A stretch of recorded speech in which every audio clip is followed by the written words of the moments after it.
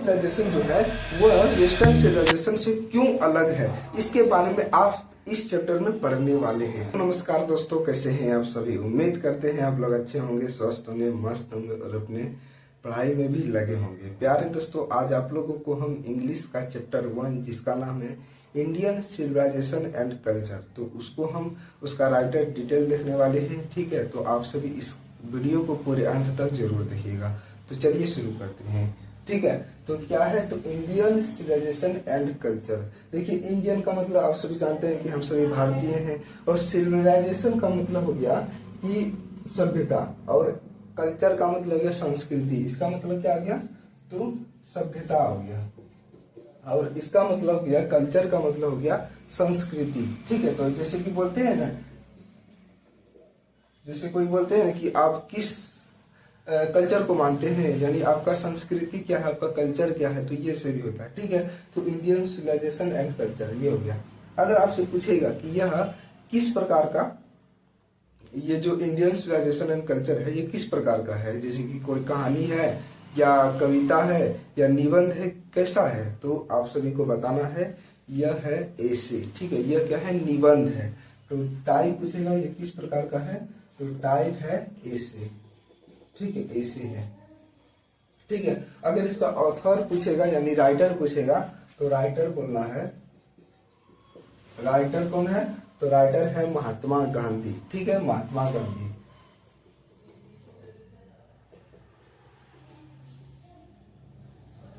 महात्मा गांधी है। ठीक है, शॉर्टकट में एमजी भी कह सकते हैं, इसे हम अपने तरीके से बताएं। यानी यह किस प्रकार का है, यह कौन सा टाइप है, तो यह ऐसे है। और राइटर कौन है, राइटर पूछेगा या ऑथर भी रह सकता है, तो महात्मा गांधी। और इसका अगर पूछेगा कि जन्म, यानी इसका बर्थ कहाँ हुआ था। ठीक है, यानी इसका जन्म कहाँ हुआ था।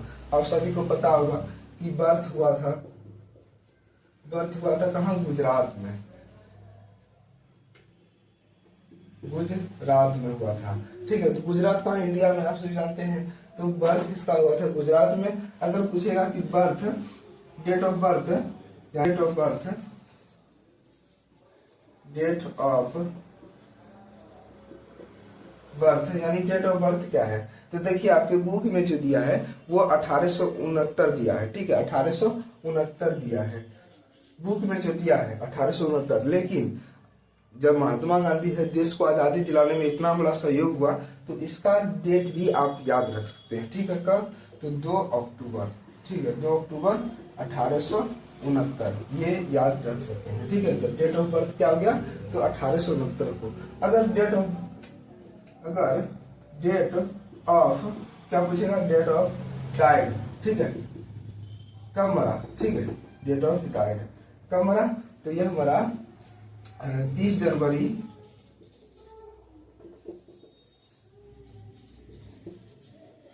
1948 को, यानी देश आजाद होने के 1 साल बाद इसका मृत्यु हो गया, यानी 30 जनवरी 1948 को। ठीक है, ये हो गया।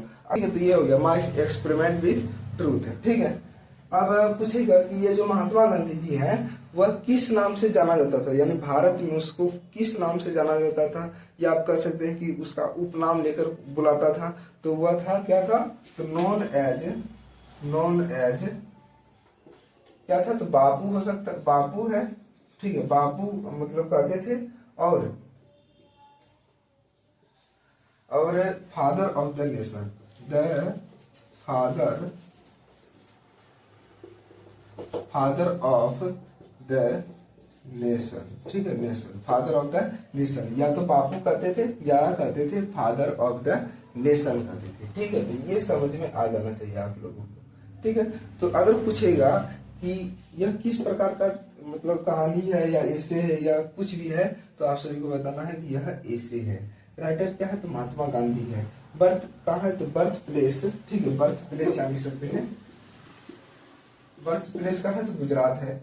डेट ऑफ बर्थ क्या है, तो 1869 को, 2 अक्टूबर 1869 को। और डेट ऑफ डाइड क्या है, तो यानी 30 जनवरी 1948 को। ठीक है, और एक जिसे हम कहते हैं, यह एक लिखा था माय एक्सपेरिमेंट विद ट्रूथ, और इसी के लाइन, यानी यह बुक का नाम था और इसी बुक से यह लिखा गया है इंडियन सिविलाइजेशन एंड कल्चर। और इसी के बारे में यानी हमारा जो भारत का संस्कृति है, सभ्यता है, यानी किस प्रकार से है, वेस्टर्न सिविलाइजेशन और इंडियन सिविलाइजेशन में क्या अंतर है, यही गांधी जी तुलना करते हैं कि जैसे कि पश्चिमी सभ्यता हो गया और हमारे जो भारत की सभ्यता हो गया, ये किस प्रकार से यानी डिफरेंट है। ठीक है, वो पश्चिमी सभ्यता मटेरियल चीजों पर मतलब निर्भर रहते हैं, लेकिन हम लोग तो भाई सादा जीवन पर निर्भर रहते हैं। बस इसी के बारे में इस चैप्टर में लिखा गया है महात्मा गांधी के द्वारा, और हम नेक्स्ट वीडियो में इसका चर्चा करेंगे। ठीक है, अगर लाइव होगा तो लाइव आएंगे, अगर वीडियो होगा तो वीडियो बना के दे देंगे आप लोगों को। ठीक है,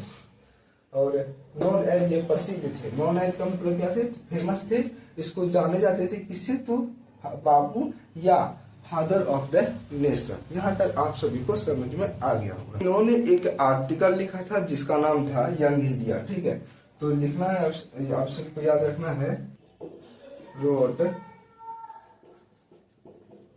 आर्टिकल है, यानी इन्होंने एक आर्टिकल लिखा, एक लेख लिखा जिसका नाम था यंग इंडिया। ठीक है, क्या था,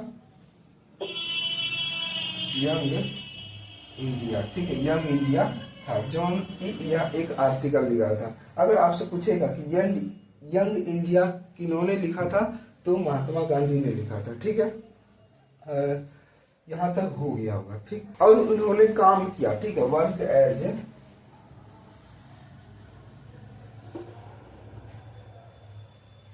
इन्होंने क्या काम किया, तो इन्होंने काम किया भारत को आजादी दिलाने में कि किस प्रकार से काम किया, तो वह एक स्पिरिचुअल लीडर। स्पिरिचुअल लीडर का मतलब होता है कि आध्यात्मिक लीडर। ठीक है, आध्यात्मिक नेता। तो लिखना है क्या, spiritual leader.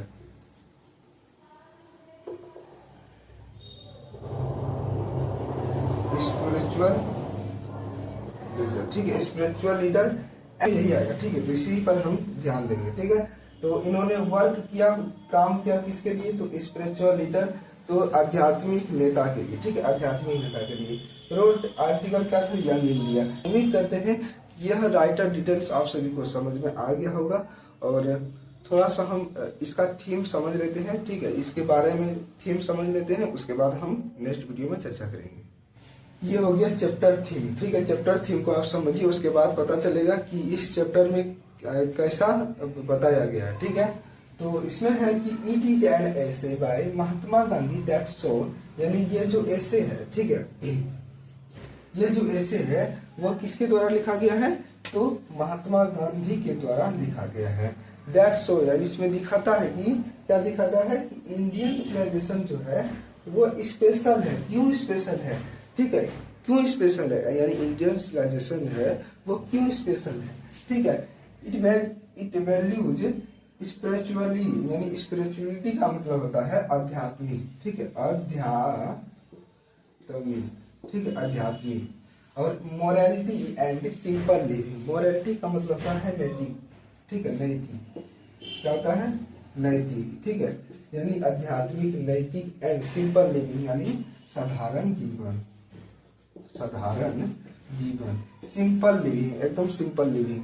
Will western civilization focus more and material things, यानी जो है इसमें बताया गया है कि यह जो ऐसे है महात्मा गांधी के द्वारा लिखा गया है, और इसमें दिखाता है कि इंडियन सिविलाइजेशन जो है वह क्यों स्पेशल है, किसकी तुलना में, तो वेस्टर्न सिविलाइजेशन की तुलना में। यहाँ लिखा है ना, वेस्टर्न सिविलाइजेशन, वेस्टर्न सिविलाइजेशन की तुलना में इंडियन सिविलाइजेशन जो है वह वैल्यू देते हैं किस पर, तो स्पिरिचुअलिटी पर, यानी आध्यात्मिक पर, मोरालिटी पर, यानी नैतिकता पर, और सिंपल लिविंग का मतलब हो गया साधारण जीवन पर वह क्या करते हैं, तो वैल्यू देते हैं। लेकिन वेस्टर्न सिविलाइजेशन जो है वह फोकस करते हैं, कौन बिंदु पर फोकस करते हैं, तो वह मटेरियल थिंग्स पर, यानी मटेरियली चीजों पर वह फोकस करते हैं। ठीक है, इस पर फोकस करते हैं। ठीक है, तो हम उम्मीद करते हैं कि यह चैप्टर आप सभी को समझ में आ गया होगा। हम पूरे 100% के साथ इस चैप्टर को समझाए हैं। मेरा भी इंग्लिश वीक है, आपका भी इंग्लिश वीक है, तो जरूर आप मेरा सपोर्ट कीजिए, हम भी आपका सपोर्ट जरूर करेंगे। ठीक है, तो मिलते हैं नेक्स्ट वीडियो में, तब तक के लिए जय हिंद, धन्यवाद।